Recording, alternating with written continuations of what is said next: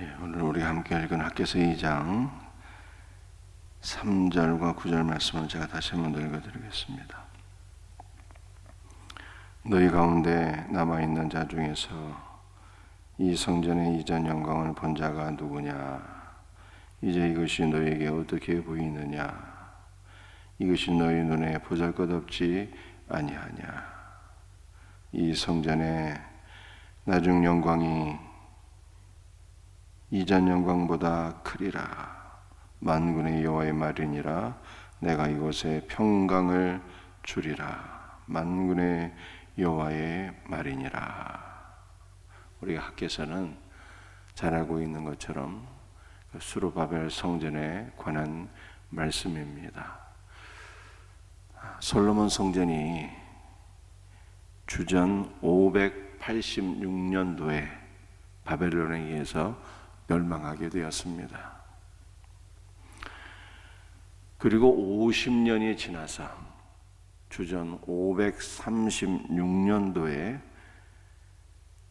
수르바벨 성전을 짓게 되는데, 그때 수르바벨 성전에 기초를 놓게 돼요. 근데 수르바벨 성전에 기초를 쌓게 될 때 바벨론 포로에서 돌아온 자들이 수르바벨과 함께 성전에 기초를 놓게 되는데, 그때 통곡하게 됩니다. 왜 통곡을 했죠? 이전 솔로몬 성전의 영광과 다시 놓여지는 성전의 기초를 비교해 보니까 너무나도 초라해서 하나님 앞에 회개하는 마음으로 통곡하게 된 것입니다. 물론 한편으로는 감격하는 마음도 있어서, 무너진 성전이 재건되니 이것으로 인한 기쁨과 감격도 있어서 하나님 앞에 기쁨의 눈물을 흘렸지만, 보다 근본적으로는 이전 성광의 영광을 바라본 자들이 다시 놓여지는 수르바벨 성전의 그 기초가 너무 초라한 것을 보고 하나님 앞에 회개하는 마음으로 통곡하며 눈물을 흘린 것입니다. 그런데 이 수르바벨 성전은 기초를 놓고 난 다음에 계속 공사가 진행되는 것이 아닙니다. 외부의 회방으로 말미암아 16년 동안 공사가 중단이 됩니다. 그리고 다시 공사를 16년 만에 재개하는데, 16년 만에 공사를 재개할 때도 성전의 기초를 놓을 때와 비슷한 일이 발생하게 되었어요. 어떤 일이 있었을까요? 다시 공사를 재개하지만 이전 성광의 영광을 보고 안 자들이 다시 새롭게 세워지는 수르바벨 성전을 바라보니까 그 규모나 영광에 있어서 너무 초라해서 다시 하나님 앞에 통곡하며 우는 일이 반복된 것입니다. 그래서 16년 만에 다시 공사를 시작하지만 하나님 앞에 통곡하는 자들을 위하여 하나님께서 위로하는 말씀이 3절과 9절 말씀이죠. 너희 가운데서 남아있는 자 중에 이전 성광의 영광을 본 자들이 누구냐? 이제 이것이 너에게 어떻게 보이느냐? 이제 이것이 너희 눈에 보잘것없지 아니하냐? 너무 보잘것없다는 거예요. 이전 영광과 비교해서 너무 보잘것없어. 그래서 통곡하는데, 통곡하는 자들에게 주시는 말씀이 9절이잖아요. 9절에서 뭐라고 말씀합니까? 이 성전의 나중 영광이 이전 영광보다 크리라. 아니, 무슨 말씀입니까? 솔로몬 성전의 그 규모나 영광은 비교할 수 없을 정도로 뛰어난데, 어떻게 이 작은 성전, 초라한 성전이 이전 성전보다 더 영광스럽다, 이렇게 하나님 말씀하십니까? 여러분들, 우리가 이렇게 생각할 수 있잖아요. 그러나 하나님은 분명히 말씀하시기를 이 성전의 나중 영광이 이전 성전의 영광보다 크고 영광스러우리라, 이렇게 말씀했어요. 여러분들, 기본적으로 성전은 어떠한 곳입니까? 성전은 하나님의 집이잖아요. 하나님의 집이라는 것이 무엇입니까? 하나님께서 임재하시는 곳이란 뜻이에요.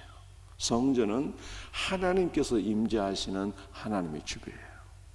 그러므로 그 성전의 규모가 아무리 크고 위대하고 금으로 도배를 하고 번쩍번쩍 빛나고 영광스러울지라도 하나님께서 내주하지 않으시면 그 하나님의 집이 아닌 것이죠.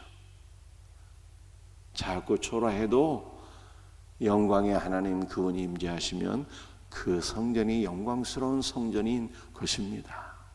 이런 의미에서 하나님은 다시금 세워지는 스룹바벨 성전이 영광스럽다, 이렇게 말씀하신 것이죠.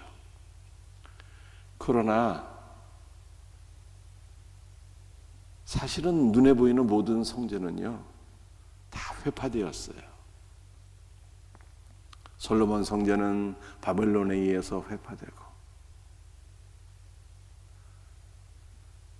다시금 세워지는 스룹바벨 성전은 헬라 제국의 에피파네스에 의해서 회파되고, 이 스룹바벨 성전이 회파된 이후에 다시 중건되는데 그 예루살렘 성전이잖아요. 예루살렘 성전도 로마 군대에 의해서 멸망하게 됩니다. 본질적으로 눈에 보이는 모든 성전은 타락하고 우상 숭배한 결과 다 회파되고 말아요. 그렇다면 하나님께서 말씀하신 영광스러운 성전, 이 성전의 나중 영광이 이전 성전의 영광보다 크리라고 말씀하셨는데, 하나님께서 말씀하신 진정 영광스러운 성전이란 어떤 성전일까요? 하나님께서는 스룹바벨 성전을 통해서 참으로 영광스러운 성전을 우리들에게 보여주시는데, 그 성전이 무엇입니까? 바로 주 예수 그리스도예요. 여러분들, 성전의 모든 것은 하나부터 10가지, 100가지, 1000가지, 10,000가지 모든 것이 다 예수님을 가리키는 것입니다. 요한복음 1장 말씀을 보니까 예수님이 참 성전이시고 참으로 영광스러운 성전이세요. 말씀이 육신이 되어 우리 가운데 거하심에, 여러분들, 말씀이 육신이 되어 우리 가운데 거하신다는 것이요, 그분이 우리에게 성전이 되어 주신다는 뜻이에요. 말씀이 육신이 되어 우리 가운데 거하심에 우리가 그의 영광을 보니 아버지의 독생자의 영광이요 은혜와 진리가 충만하더라, 이렇게 말씀하고 있잖아요.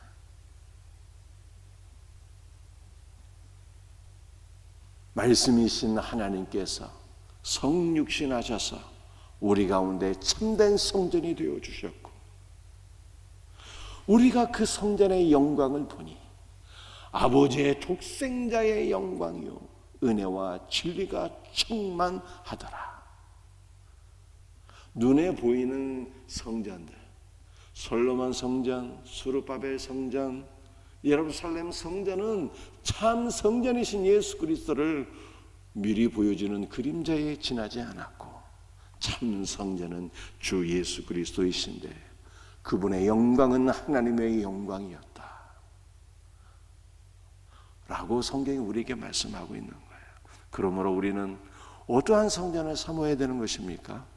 참 성전이신 그리스도를 사모하고 그리스도 안에 거하기를 기뻐하는 자가 되어야 되는 거예요.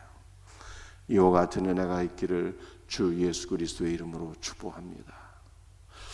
여러분들은 오늘 4절 말씀 한번 보시겠어요? 그러나 여호와가 이르노라 수룹바벨아 스스로 굳세게 할지어다.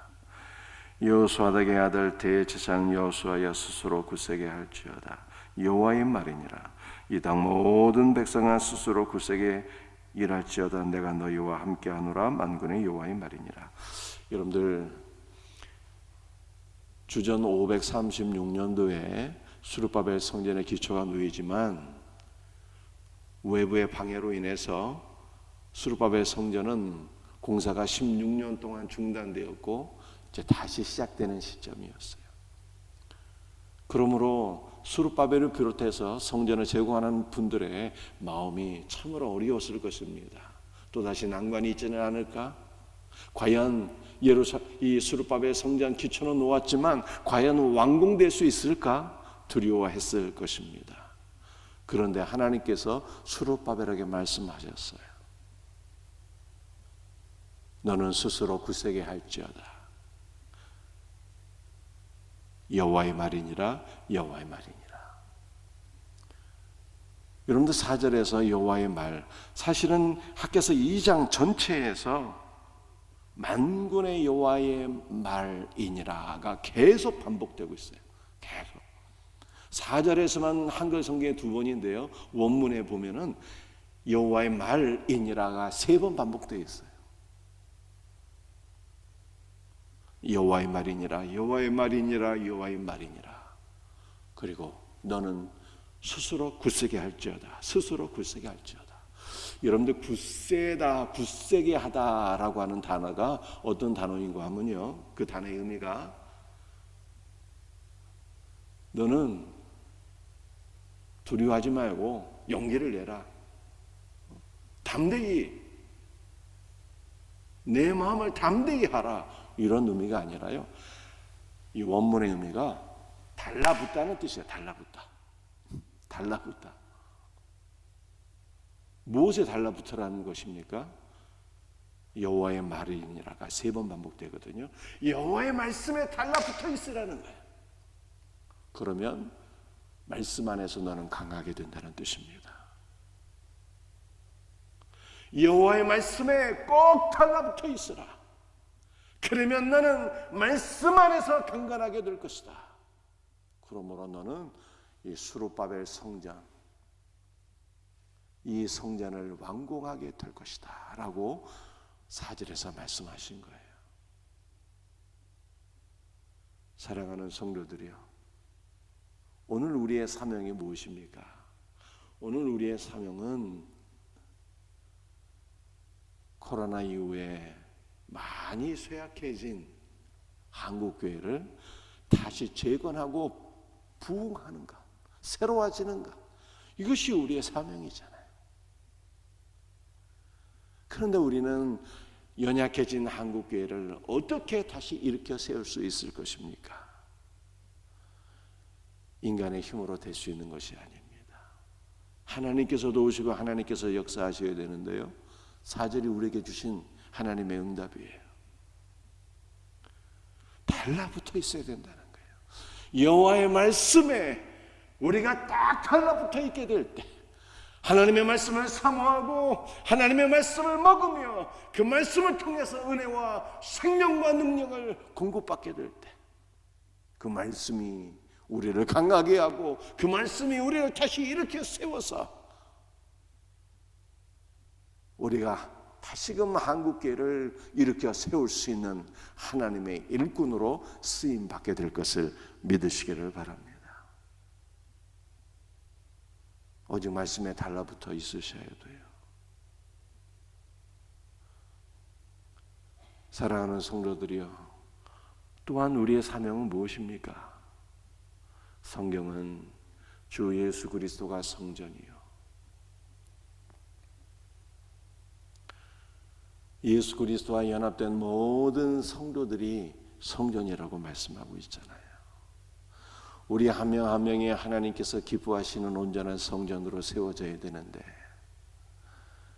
우리가 어떻게 하나님께서 기뻐하시는 성전이 될 수 있겠습니까? 방법은 4절에서 말씀하시는 것 딱 하나 밖에는 없습니다. 여호와의 말씀에 딱 달라붙어 있어야 돼요. 베드로가 고백한 것처럼 영생의 말씀이 주께 있사오니 우리가 어디로 가오리까? 베드로의 고백처럼 생명의 말씀 되시는 주 예수 그리스도께, 교회의 머리가 되시는 주 예수 그리스도께 딱 달라붙어 있어야 돼요. 주님 말씀하시기는 나는 포도나무여 너희는 가지이니 너희가 나를 떠나서는 아무것도 할 수 없다고 말씀하셨어요. 그러나 우리는 포도나무 되시는 예수 그리스도께 딱 달라붙어 있을 때 그분으로부터 은혜와 생명과 능력을 다 공급받아서 열매 맺는 가지가 되고 참된 성전으로 세워지게 되는 것입니다. 오늘 말씀이신 예수 그리스도께 딱 달라붙어 있어서 주 안에서 강건해지고 저와 여러분이 하나님께서 기뻐하시는, 하나님께서 우리 안에 임재하시는 참된 성전으로 더욱더 날마다 조성되어지기를 주 예수 그리스도의 이름으로 축복합니다. 기도하시겠어요?